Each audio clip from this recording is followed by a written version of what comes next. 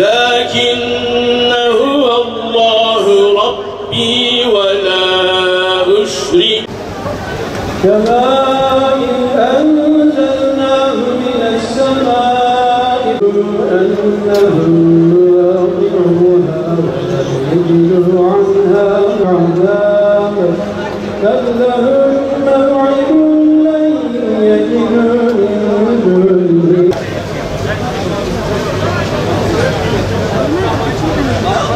الله أكبر سمعنا وأطعنا غفرانك ربنا وإليك المصير.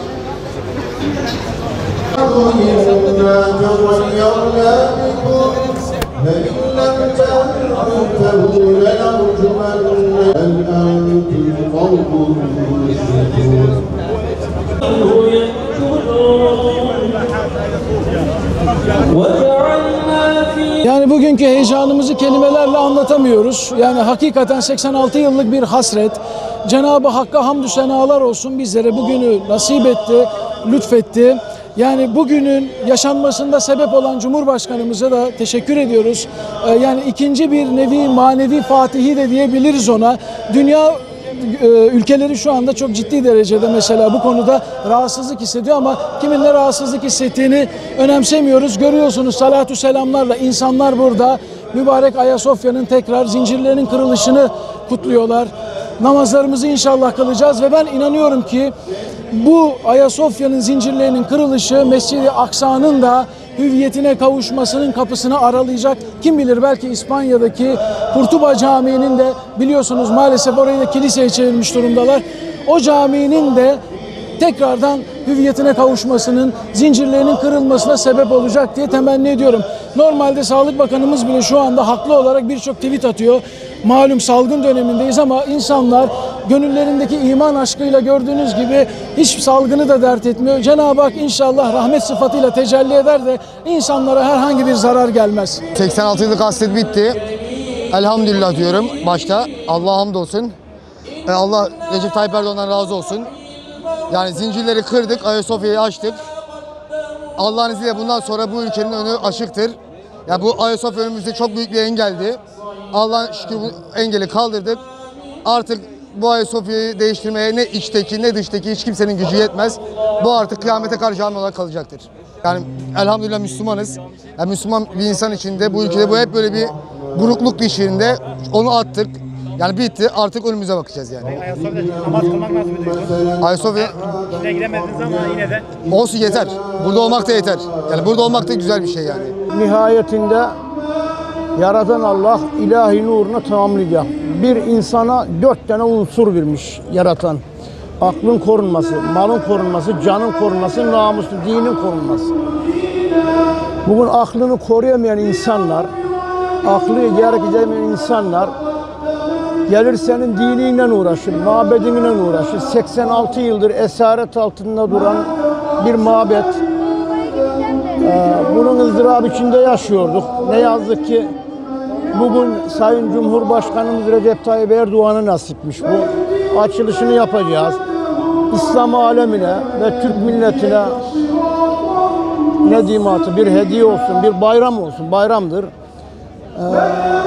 Bu esaret zincirinden kurtuluyoruz. Bunun sevinci ve mutluluğu içinde. Kültür ve tahsil yapmış insanlar zulüm diyor 1453'te ya başladı diyor.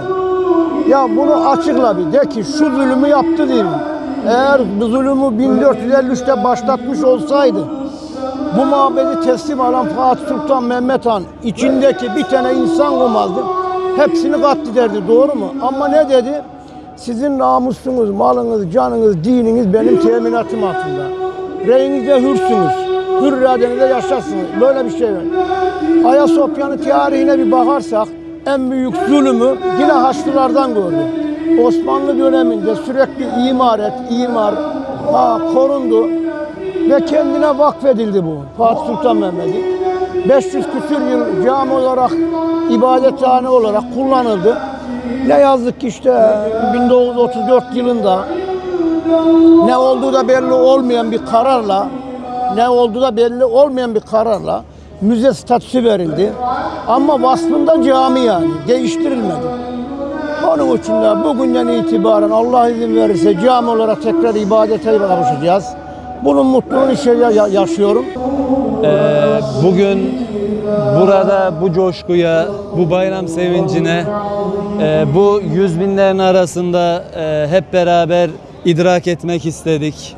İşte bir olalım, beraber olalım diye ta Eskişehir'den kalktık geldik. Benim gibi göğsünde, kalbinde iman olan, Ayasofya için, Kudüs için, Mescid-i Aksa için kalbi yanıp tutuşan ümmeti Muhammed, işte gerek Türkiye'den gerek de dünyanın çeşitli yerlerinden bugün buraya geldi. Yetkililerin söylediğine göre bugün burada 100.000 kişi var ve hepsi burada bugün bu sevince ortak oluyor. Elhamdülillah. Rabbime sayısı sonsuz hamdü senalar olsun. Ayasofya Fatih'in kılıç hakkıdır. Şükürler olsun bir nesil 86 yıl maalesef zincirler kırılacak, Ayasofya özgür kalacak diye büyüdü maalesef. Ama elhamdülillah bugünden itibaren bundan sonra gelecek nesil inşallah Rabbimizden temennimizdir. Bir daha Ayasofya'yı müze olma gibi bir garabetle karşı karşıya kalmayacak inşallah bizden sonra gelecek nesillerimiz. Darısı inşallah Mescid-i Aksa'ya ve Kudüs'e diyoruz. Heyecan olmaz olur mu ya, bu kadar milleti gördük. Allah razı olsun, bu kadar milletler, herkes buraya gelmiş. Onlarda Allah razı olsun. Biz hep böyle karabalık olsun.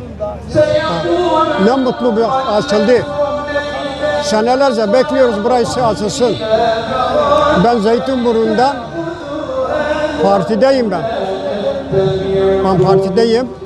Biz yıllarca bekliyorduk. Bu açılsın burası. Allah'a çok şükür. Allah'a çok şükür. Daha ne isteriz biz? Bak herkes her yerden gelmiş. İzmir'den gelmiş, Ankara'dan gelmiş, Doğu'dan gelmiş. Herkes gelmiş burayı merak ediyorlar. Ne mutlu bize. Dış devletler görsün. Görsün Türkiye'yi. Elhamdülillah Rabbim bu günleri gösterdi. Fatih Sultan Mehmet cennet mekanı bedduasından kurtulmuş olduk. Allah bütün Müslümanlara birlik beraberlik şuur versin. İslam alemine temennimiz budur. Daim ilelebet buranın açık kalmasıdır temennimiz. Çok duygulandım. Hem de nasıl duygulandım? Ne kadar şey yapsak az. Erken geldim. İyi ki gelmişim. Yoksa şey yapamazdı. Girme şansı yok. Biladerler giremez. Beyaz meydanlar bilader şu anda. Girme şansı yok. Ne söylesek azdır. Rabbime sonsuz şükürler olsun. Biraz önce söyledim ya. Fatih Sultan Mehmet cennet mekan hanın bedduasından kurtulmuş olduk. Çünkü Ayasofya eğer camiden başka şey olarak şey olsaydı beddua etmişti cennet mekan. Ondan kurtulduk. Şükür örneğin babam görmedi. Babam o bedduaya nail oldu. Çünkü görmedi. Biz gördük elhamdülillah o bedduadan kurtulduk.